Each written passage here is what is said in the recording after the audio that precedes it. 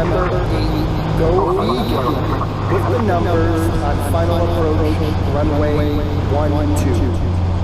November 8th, go vegan, clear to land, runway 12.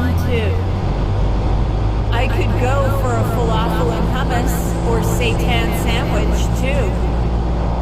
Hey, maybe you can join me for dinner, and then we can join the Mile High Club. Birdman Vegan Future is gonna try to log 3 landings in 1 by doing some bounces.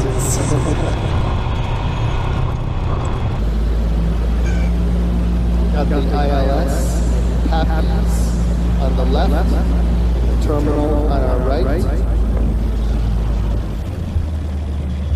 And no, that is not a balloon or a duck. It's the Pit.2 stall indicator squeaking. We had some wind and turbulence, but stuck it. Hot vegan fighter pilot. Find restaurants worldwide at happycow.net, airports and beyond. Follow Veggie Pilot on social media. And Birdman Vegan Future. Chicks love vegans. Birds, for meat and eggs, and fish are the most abused lives on Earth as far as cruelty and quantity. Beach vegan banner towing.